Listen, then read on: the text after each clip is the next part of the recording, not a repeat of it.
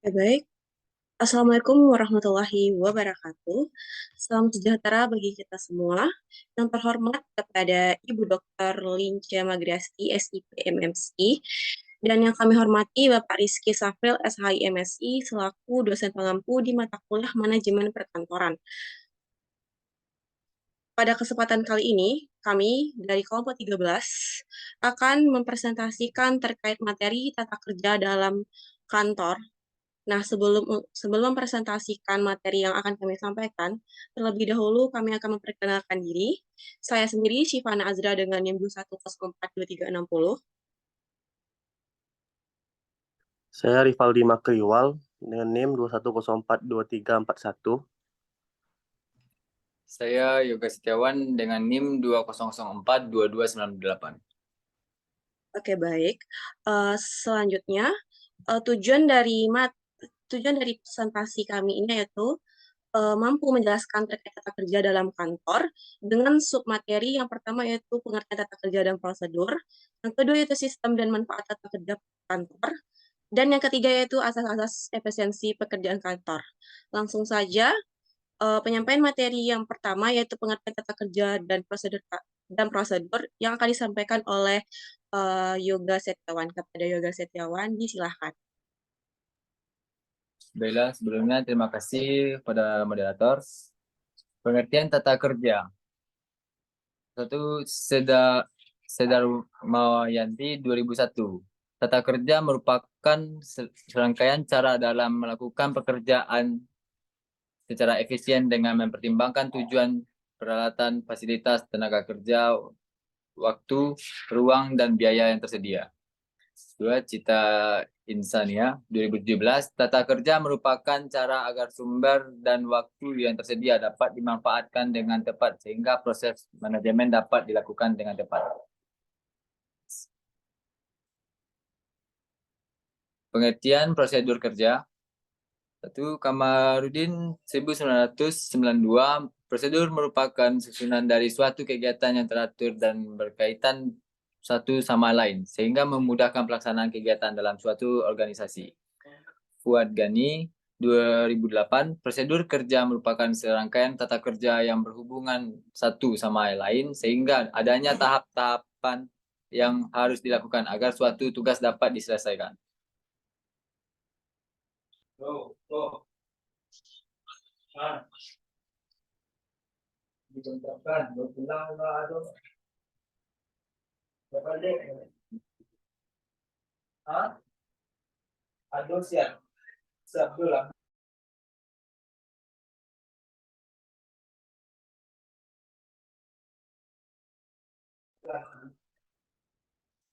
Sistem dan manfaat tata kerja kantor.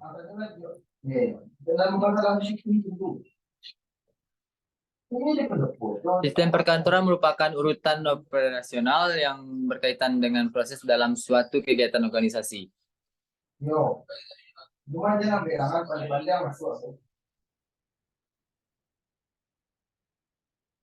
Menurut MC Leot dan Sel 2011 terdapat 6 karakteristik sistem. Ini satu, sistem harus fleksibel agar mudah disesuaikan dengan keadaan yang berubah-ubah. Dua, sistem harus cepat beradaptasi dengan kondisi yang baru tanpa merubah fungsinya.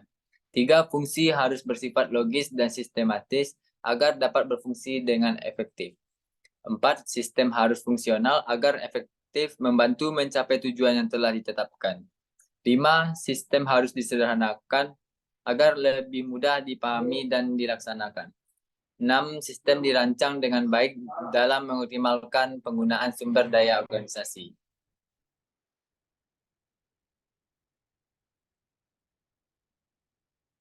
Unsur-unsur sistem. Satu, output, hasil dari pemrosesan input berupa informasi bentuk dokumen. Dua, pengawasan. Pengawasan berfungsi agar sistem dijalankan dengan prosedur yang telah ditetapkan. Tiga, proses. Pemrosesan input sehingga menjadi output melalui metode dan prosedur dalam sistem. Empat, feedback. Umpan balik berfungsi untuk evaluasi efektivitas output yang dihasilkan. 5. Input berupa data, informasi, dan material yang dimiliki organisasi. Sekian dari saya. Terima kasih, moderator. Saya kembalikan kepada moderator. Oke, baik. Terima kasih kepada Yoga Setiawan yang telah mempresentasikan materi terkait pengertian sistem dan prosedur. Nah, selanjutnya yaitu materi terkait 4 jenis sistem yang ideal yang diterapkan dalam organisasi kantor yang akan dipresentasikan oleh Rivaldi Makriwal. Kepada Rivaldi Makriwal, disilakan.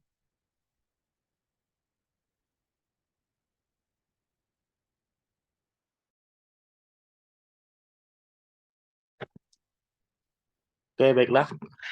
Materi selanjutnya yaitu mengenai tingkatan pada sistem yang ideal yang diterapkan dalam organisasi kantor. Nah, di sini kita menunjuk dari pendapat Martin dan kawan-kawan pada tahun 2000. Mereka menjelaskan bahwasanya terdapat 4 jenis sistem yang ideal yang diterapkan dalam organisasi kantor. Yang pertama yaitu sistem pada tingkatan operasional. Artinya pada tingkatan ini sistem selalu memonitor setiap aktivitas administrasi di kantor. Dan dari tingkatan operasional ini juga diharapkan dapat menjawab pertanyaan rutin sistem dasar yang digunakan pada aktivitas rutin pegawai kantor.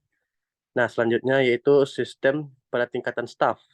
Artinya sistem ini selalu memberikan informasi yang mendukung pekerjaan yang dilakukan pegawai teknis ataupun pegawai yang memproses data dan informasi suatu organisasi yang dikelola. Kemudian sistem pada tingkatan manajemen. Nah, pada sistem pada tingkatan manajemen ini selalu memberikan informasi yang mendukung aktivitas perencanaan, pengorganisasian, pengawasan, dan pengambilan keputusan yang selalu dilakukan oleh manajer pada tingkatan menengah. Nah, selanjutnya sistem pada tingkatan manajemen. Nah, sistem pada tingkatan manajemen ini artinya sistem yang menginformasikan yang mendukung aktivitas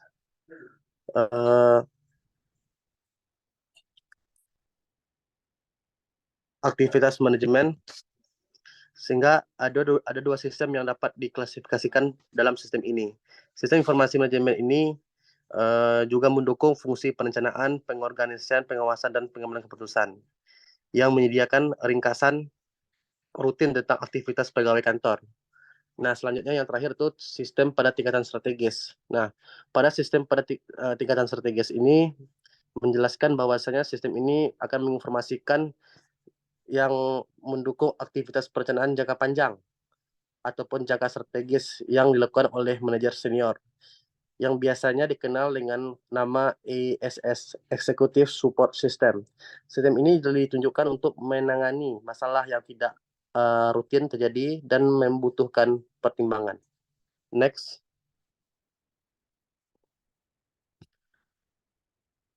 Nah, dalam tata kerja kantor itu terdapat beberapa asas, di mana asas itu kami merujuk dari pendapat Rusdian dan Yuliati pada tahun 2014. Mereka menjelaskan bahwasanya terdapat 6 asas dalam penyusunan tata kerja kantor. Yang pertama, harus dinyatakan dan disusun secara tertulis dan sistematis dan dicetak. Artinya, dalam tata kerja kantor itu terdapat persoalan administratif. Nah, persoalan administratif itu tentu harus dinyatakan dalam bentuk tertulis dan harus sistematis, dan yang paling penting harus dicetak. Tujuannya agar informasi yang dibuat oleh kantor tercapai dengan baik. Nah, asas yang kedua yaitu harus diinformasikan kepada semua pihak yang terlibat. Nah, dalam tata kerja kantor tentu memiliki berbagai struktur organisasi dan unsur-unsur yang terlibat dalam tenaga kerja kantor, baik itu pimpinan, manajer, dan pegawai. Nah, dalam tata kerja kantor ini, semua informasi harus sampai ke semua pihak atau stakeholder yang terlibat dalam kantor tersebut. Nah, asas yang ketiga yaitu harus disesuaikan dengan kebijakan pimpinan dan kebijakan umum. Nah, dalam tata kerja kantor ini tentu segala aturan, segala regulasi yang dibuat tentu harus sesuai dengan kebijakan umum. Nah, kebijakan yang dibuat oleh pimpinan. Nah, kebijakan yang dibuat oleh pimpinan ini tentu akan mengerucut, akan membentuk suatu aturan baru yang akan mengawasi kinerja pegawai kantor ataupun tata kelola kerja kantor. Nah, adapun asas yang keempat yaitu harus mendorong pelaksanaan kegiatan secara efisien. Tentu dalam kerja kantor tentu terdapat beberapa prinsip. Yang pertama harus efisien. Nah, efisiensi dalam kerja kantor tentu harus dilaksanakan dalam tata kerja kantor tersebut. Artinya tata kerja kantor ataupun pengelolaan kerja kantor tentu harus lebih efisien sehingga memudahkan para pegawai untuk melaksanakan tugasnya masing-masing. Nah, kemudian yang kelima yaitu harus ditinjau dan evaluasi secara periodik. Artinya setiap pelaksanaan tata kerja kantor tentu akan melahirkan suatu aturan dan kebijakan ataupun pelaksanaan mekanisme kantor. Nah, dalam pelaksanaan tersebut tentu harus dievaluasi bagaimana pelaksanaan kerja kantor itu berjalan dengan baik. Tentu cara kita mengevaluasinya harus secara periodik atau sekali setahun ataupun sekali 2 tahun. Nah, selanjutnya yang terakhir yaitu asas tata kerja kantor yaitu harus direvisi sesuai dengan kondisi terkini. Artinya tata kerja kantor bersifat dinamis. Nah, karena dinamis tersebut tentu harus direvisi ataupun dievaluasi sesuai dengan kondisi dan keadaan terbaru ataupun kondisi terkini. Next.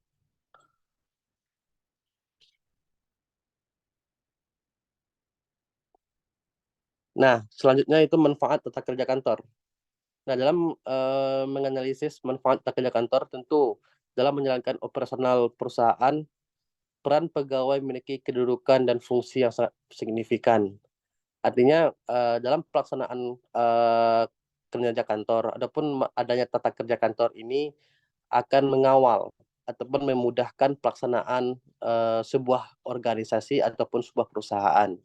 Nah, kita juga merujuk dari pendapat Jipto Almoko yaitu standar operasional prosedur atau SOP. Nah, Jipto Atmoko ini membuat satu SOP di mana SOP ini merupakan suatu pedoman ataupun acuan kita dalam melaksanakan tugas kantor.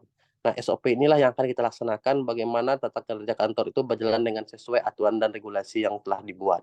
Next.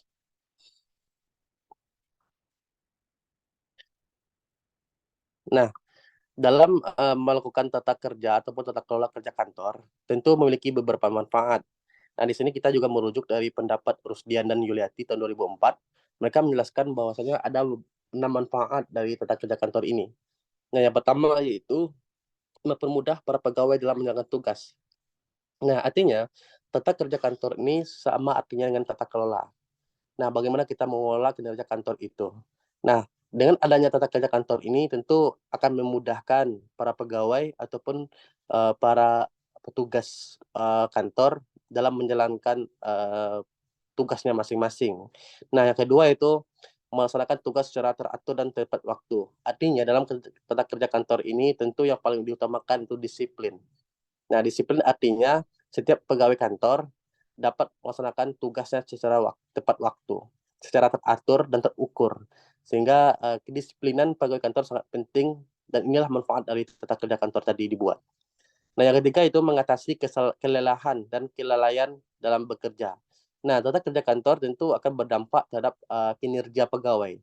Nah, dengan adanya tata kelola kerja kantor ini ataupun tata kerja kantor ini dapat mengelola pegawai itu sendiri sehingga dapat mengatasi kelalaian ataupun kelelahan dalam bekerja. Dan yang keempat itu mencapai tujuan pekerjaan secara efektif. Nah, jikalau tata kerja kantor tidak dilaksanakan dengan baik, tentu tujuan daripada kantor tersebut tidak dapat dicapai dengan baik. Nah, dengan adanya tata kerja kantor ini, tentu semua prosedur, semua pelaksanaan, semua kinerja kantor dapat terukur dan berjalan dengan baik. Tentu akan berdampak terhadap tujuan kantor. Nah, tujuan kantor tersebut dapat berjalan dengan efektif dengan tata kelola yang baik. Nah, yang kelima, manfaat yang kelima adanya tata kerja kantor ini, yaitu dapat melakukan standarisasi dan pengendalian dengan tepat. Artinya, setiap pekerjaan dalam kantor tentu memiliki standarisasi. Nah, standar inilah yang akan menjadi pedoman acuan juga bagi pegawai kantor dalam melaksanakan tugas. Nah, selain itu, tata kerja kantor ini juga dapat mengendalikan kinerja. Nah, adanya tata kerja kantor itu akan berorientasi kepada aturan-aturan yang berlaku. Nah, aturan itu kan mengendalikan setiap kinerja-kinerja para pegawai kantor tersebut.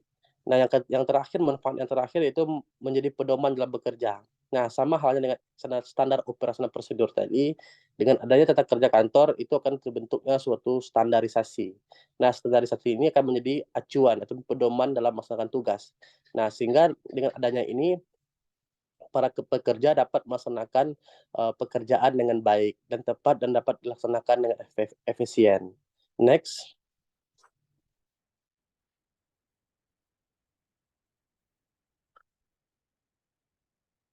Nah, selanjutnya itu asas-asas dan efisiensi pekerjaan kantor. Selanjutnya.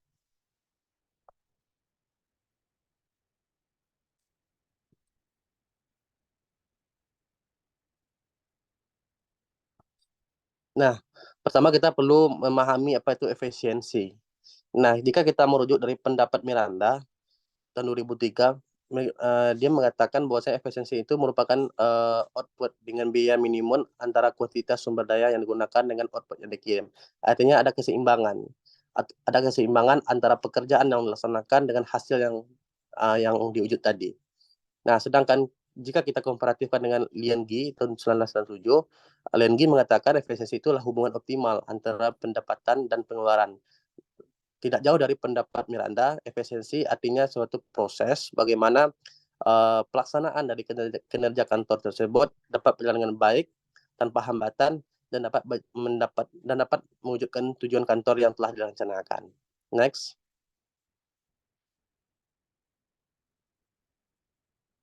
Nah, jika kita berbicara dengan efisiensi ataupun kemudahan, tentu kita akan dibandingkan dengan usaha yang kita laksanakan dengan hasil yang akan kita dapatkan.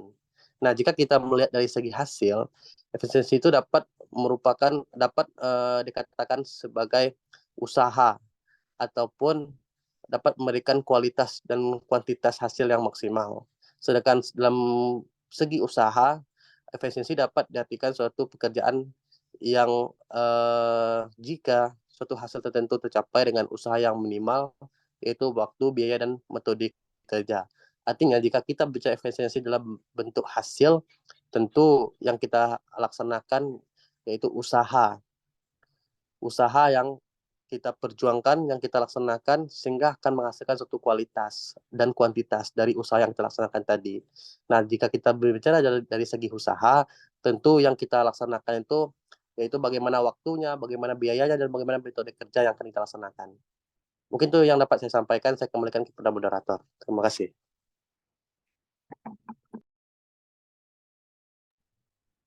Baik, terima kasih kepada Rivaldi Mokriwo yang telah mempresentasikan terkait manfaat tata kerja kantor serta efisiensi pekerjaan kantor. Nah, materi selanjutnya adalah keunggulan efisiensi dalam kantor yang akan disampaikan oleh saya sendiri. Itu menurut Rosdiana dan Yuliati Z 2014, terdapat 4 keunggulan efisiensi dalam kantor.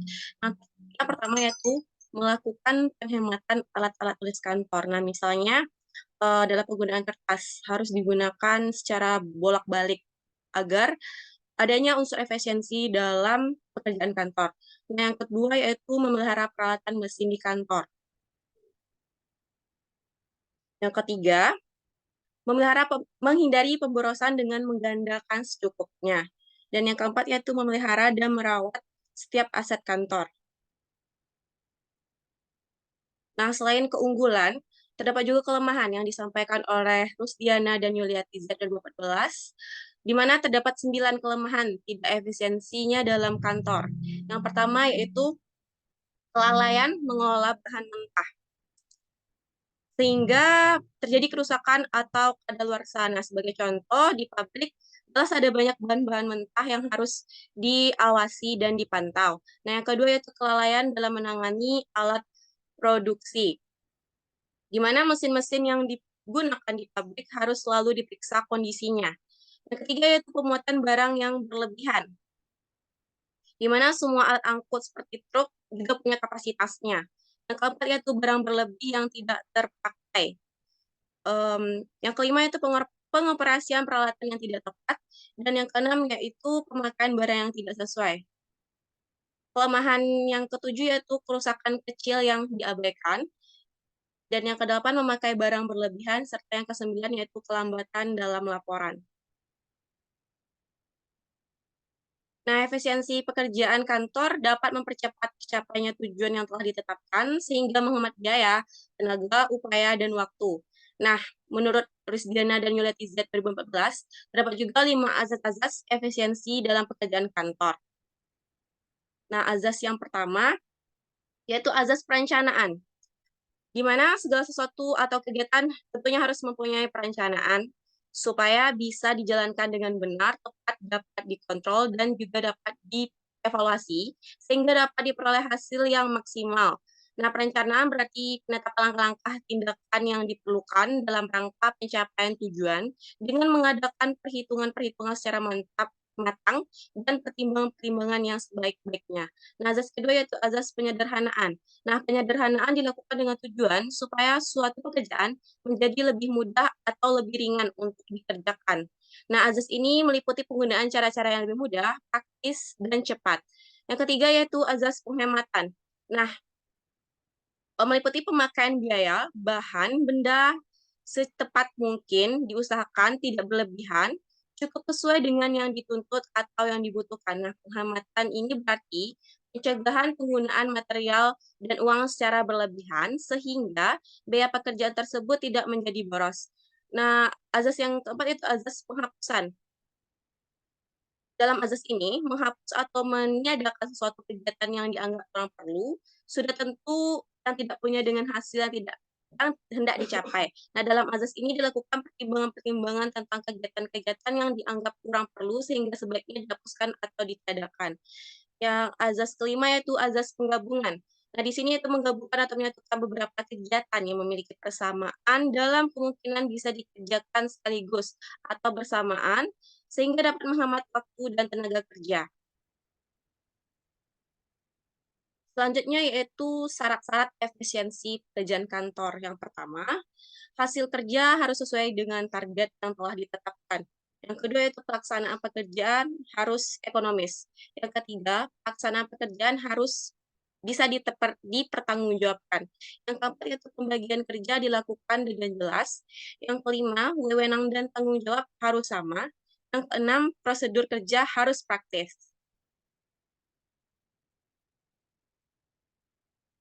Selanjutnya itu terdapat 6 pedoman efisiensi pekerjaan kantor. Yang pertama yaitu mengubah pekerjaan rutin maupun pekerjaan otak menjadi pekerjaan otomatis.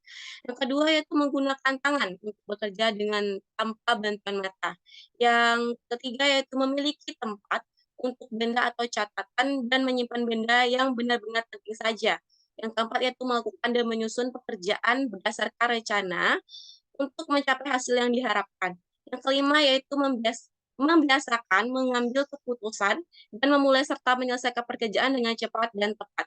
Yang keenam yaitu menggunakan catatan dan tenaga lainnya untuk membantu melakukan pekerjaan. Oke, baik. Mungkin sekian presentasi dari kami kelompok 13 terkait tata kerja dalam kantor. Sebelum menutup presentasi, izinkan saya untuk membacakan pantun. Biru laut seperti kolam, ikan paus pandai menyelam. Dari lubuk hati yang paling dalam, saya tutup presentasi dengan salam. Assalamualaikum warahmatullahi wabarakatuh. Sekian dan terima kasih.